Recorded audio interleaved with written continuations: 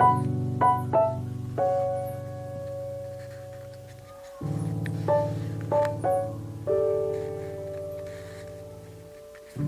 So this is lecture 4 on chapter 2 units and measurement. आज का हमारा टॉपिक है estimation of size of oleic acid molecule by indirect method. तो last lecture में हमने चीज़ों को मेजर करने के दो मेथड्स पढ़े थे। One was direct method, the other was indirect method.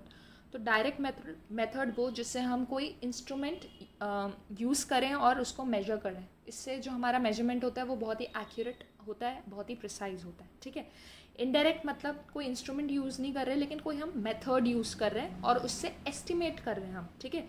Estimate मतलब हमें एक्यूरेट चीज़ नहीं मिलेगी, बट नियरली सेम चीज़ मिलेगी। ओके। तो आज लास्ट टाइम हमने सारे लेंथ्स को मेजर किया था। इस बार हम साइज़ मेजर कर रहे हैं ओलिक एसिड की। ठीक है। तो वो स्टार्ट करने से पहले मैं ये बताना चाहती हूँ कि ये जो तीन चीज़ें बहुत ही इंपॉर्टेंट है। दैट साइज ऑफ न्यूक्लियस का जो ऑर्डर होता है, it is 10⁻⁻15 metre. Okay. Size of the atom is much bigger than size of nucleus and its order is 10⁻⁻10 metre. ठीक है। ये बात थी न्यूक्लियस की, थी एटम की। अब अगर हम मॉलिक्यूल की बात करें, मॉलिक्यूल क्या होता है? कॉम्बिनेशन ऑफ टू और मोर एटम्स। ठीक है, विच मे बी ऑफ सेम और डिफरेंट एलिमेंट। ठीक है। तो मॉलिक्यूल में भी अगर मैं किसी बड़े मॉलिक्यूल की बात कर रही हूँ, उसका जो ऑर्डर होता है, इट इज़ 10⁻⁻9 मीटर। ओके। तो जो हम ओलिक एसिड मॉलिक्यूल इसमें पढ़ेंगे, उसका भी जो ऑर्डर है वो 10⁻⁹ ही होता है। तो हमने ओलिक एसिड को क्यों लिया है? इसकी कुछ प्रॉपर्टीज़ हैं जो सूटेबल इसे बनाती हैं कि हम इस पर एक्सपेरिमेंट कंडक्ट कर सकते हैं। तो सबसे पहले हम ओलिक एसिड की कुछ प्रॉपर्टीज़ पढ़ेंगे। तो इसकी फर्स्ट प्रॉपर्टी है, it is a soapy liquid with large molecular size of order 10⁻⁹ metre. तो ये तो मैंने बताया ही था कि जो लार्ज मॉलिक्यूल होते हैं उनकी जो ऑर्डर होता है that is 10⁻⁹ metre. It is hydrophobic. Hydrophobic का मतलब क्या है? फोबिया मतलब डरना। ठीक है, जो पानी से डरे। इसका मतलब it is insoluble in water. ठीक है। जो थर्ड इसकी इंपॉर्टेंट प्रॉपर्टी है, it is that it has density less than that of water and hence it floats on water. हमने क्लास 9th में पढ़ा था कि कैसे पता चलता है कि कोई ऑब्जेक्ट सिंक करता है या फ्लोट करता है। It depends on the density. अगर पानी की डेंसिटी से ज़्यादा है उस ऑब्जेक्ट की डेंसिटी तो इट विल सिंक, और अगर कम है तो इट विल फ्लोट। तो इधर कम है तो it will float on water. ठीक है। Now the idea is to form a monomolecular layer of oleic acid on water surface. तो इस पूरे एक्सपेरिमेंट में हमें करना क्या है? हमें ओलिक एसिड की एक मोनोमोलिक्यूलर लेयर बनानी है। मोनोमोलिक्यूलर लेयर का मतलब क्या है? कुछ इस तरीके से देखिएगी कि एक लेयर है ना, और उसमें बहुत सारे मॉलिक्यूल्स हैं। बट डाईमॉलिक्यूलर कैसे होगा? अगर दो मॉलिक्यूल्स आ रहे हैं इस तरीके से। ठीक है। तो मोनोमॉलिक्यूलर लेयर हमको बनानी है। अब एक चीज़ इसमें ध्यान रखने वाली है, ओलिक एसिड का जो मेजरमेंट है वो बच्चों को बहुत ज़्यादा कंफ्यूज करता है। मगर अगर आप स्टेप बाय स्टेप इसको समझो तो इट इज़ वेरी ईजी। तो हर स्टेप को एकदम ध्यान से समझना। ओके। तो हम स्टेप 1 से स्टार्ट करते हैं। इसका जो स्टेप 1 है, it is dissolve 1 cm³ of oleic acid in alcohol to make a solution of 20 cm³। आप कितना ओलिक एसिड डाल रहे हो? 1 cm³। और हम सोल्यूशन बना रहे हैं 20 cm³ का। सोल्यूशन क्या होता है? सोल्यूट प्लस सॉल्वेंट होता है। ठीक है। आपने सोल्यूट डाला है 1 cm³ और आप बोल रहे हो कि आप जो सोल्यूशन है वो 20 cm³ बना रहे हो।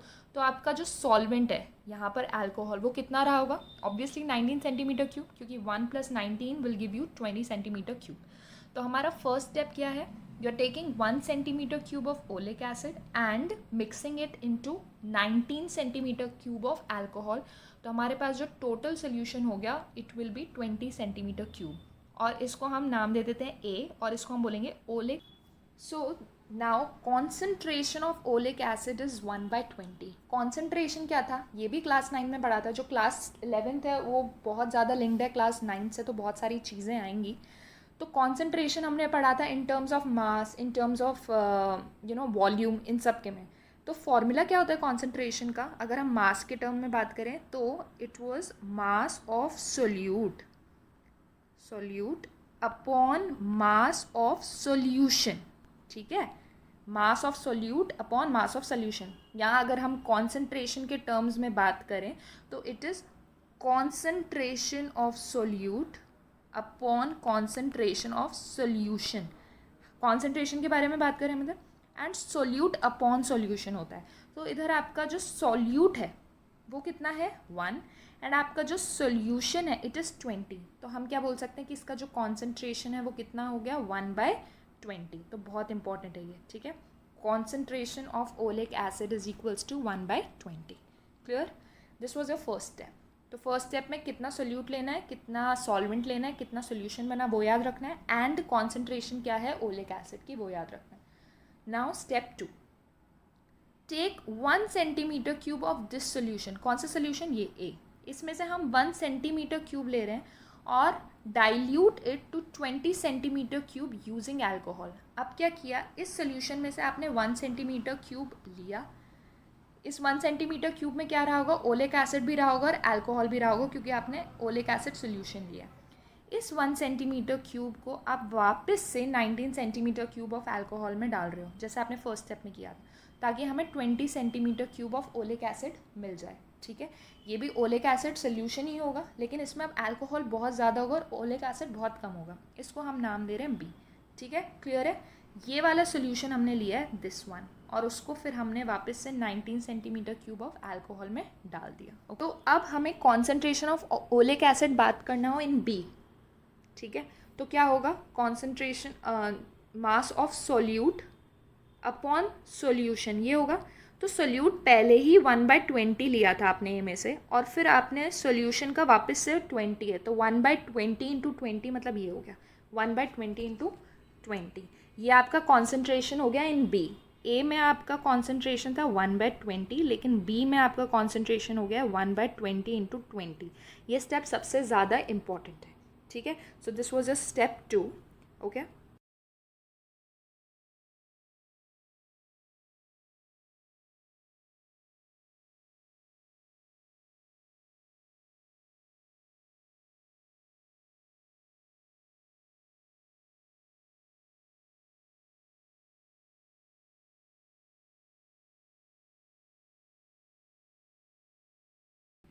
तो नेक्स्ट स्टेप हमारा क्या है, lightly sprinkle some lycopodium powder on the surface of water in a large container and pour n drops of oleic acid solution to water। क्या किया है, अब हमने सोल्यूशन ए प्रिपेयर कर लिया, सोल्यूशन बी प्रिपेयर कर लिया, उसका काम ख़त्म। अब हम दूसरा एक कंटेनर ले रहे हैं, उसको पूरा हम पानी से भर रहे हैं। ठीक है, उसके बाद हम क्या कर रहे हैं, इस पानी में हम एक पाउडर डाल रहे हैं, लाइकोपोडियम पाउडर, एक येलो कलर का पाउडर होता है। अब उसके बाद हम एक ब्यूरेट पाइप ले रहे हैं, this is a burette pipe. ठीक है, जैसे एकदम टैप की तरह होता है, इस चीज़ को जब ओपन करोगे तो एकदम एक एक बूंद निकलती है, 1 ड्रॉप एट अ टाइम, और ये मार्किंग्स होती हैं। ठीक है, पूरी। तो ब्यूरेट पाइप से हम क्या करेंगे, बी सोल्यूशन के ड्रॉप्स पानी में डालेंगे। ठीक है, सोल्यूशन बी जिसका concentration of oleic acid was 1/20 into 20। ठीक है, वो वाला सोल्यूशन से हम एन ड्रॉप्स ब्यूरेट पाइप से इस पानी में डालेंगे। ओके, और इस पानी में था क्या, लाइकोपोडियम।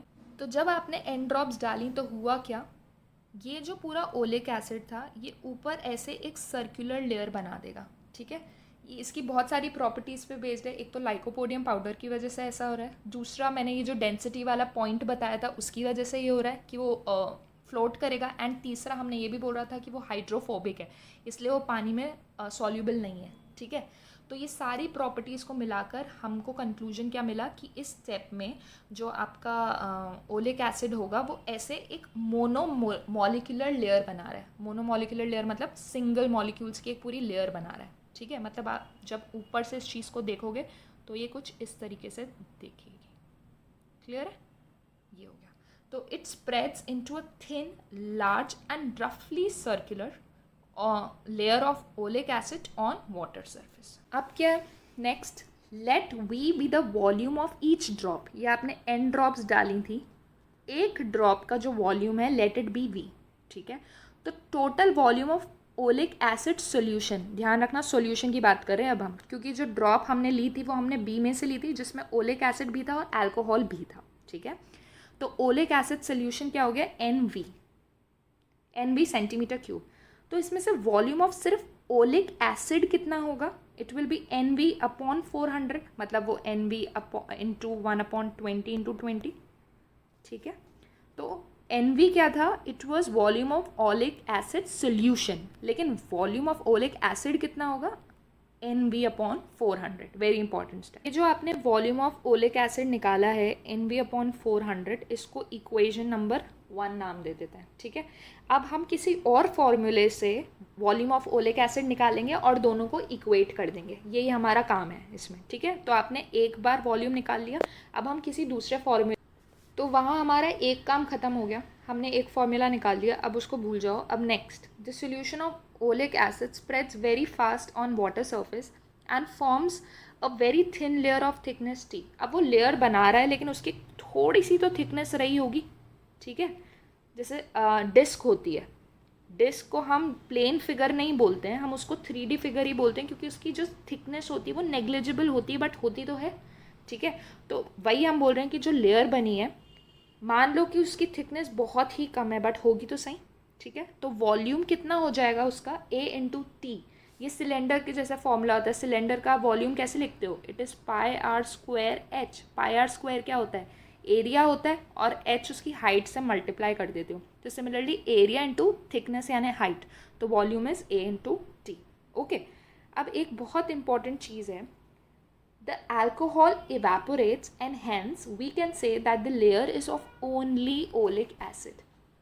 थोड़ी देर में जो ये लेयर फॉर्म हुई थी उसमें ओलिक एसिड और अल्कोहल का सोल्यूशन था ना, लेकिन जो अल्कोहल होगा वो थोड़ी देर में इवेपोरेट हो जाएगा। तो हम बोल सकते हैं कि जो हमें बाद में लेयर मिल रही है थोड़ी देर के बाद, वो प्योरली किस चीज़ की है, ओलिक एसिड की। इसीलिए जो हमने वॉल्यूम इधर A इंटू टी निकाला है, it is purely of just oleic acid, okay. तो बहुत इंपॉर्टेंट है कि अल्कोहल क्योंकि इवेपोरेट कर गया, इसीलिए जो आपका वॉल्यूम है वो सिर्फ ओलिक एसिड का है, हम उसे ओलिक एसिड सोल्यूशन नहीं बोल रहे जैसे हमने लास्ट टाइम किया था, ठीक है। तो let A be the area of cross section of oleic acid, therefore volume of oleic acid is A into T. तो ये हमको सेकेंड फॉर्मूला मिल गया, इसको नाम दे दो इक्वेशन नंबर 2। मतलब हमने दो तरीके से वॉल्यूम का फॉर्मूला निकाल दिया, okay. So the equation 1 and 2 दोनों हमको वॉल्यूम दे रही थी, तो उसको हम इक्वेट कर लेंगे। तो A into T is NB upon 20 into 20। ये आया था आपकी इक्वेशन 2 से, ये आया था आपकी इक्वेशन 1 से। तो यहाँ से देखो T कितना हो जाएगा, NV upon 20 into 20 into A, okay. बाकी सारी चीज़ें हम कैलकुलेट कर सकते हैं, जो वॉल्यूम ऑफ ड्रॉप आ रही है वो सब हम कैसे कैलकुलेट कर सकते हैं, क्योंकि हमने जो ड्रॉप्स डालने के लिए इंस्ट्रूमेंट लिया था वो हमने ब्यूरेट पाइप लिया था, ठीक है। ब्यूरेट पाइप में हमें पता है यहाँ पे मार्किंग्स होती हैं, तो टोटल वॉल्यूम हम निकाल सकते हैं। फिर जब एक ड्रॉप नीचे गिर रही है उसके बाद वापस से वॉल्यूम मेजर करो, तो आपको पता चल जाएगा कि कितना डिक्रीज़ हुआ है। जितना डिक्रीज़ होगा वही एक ड्रॉप की वॉल्यूम होगी, ठीक है।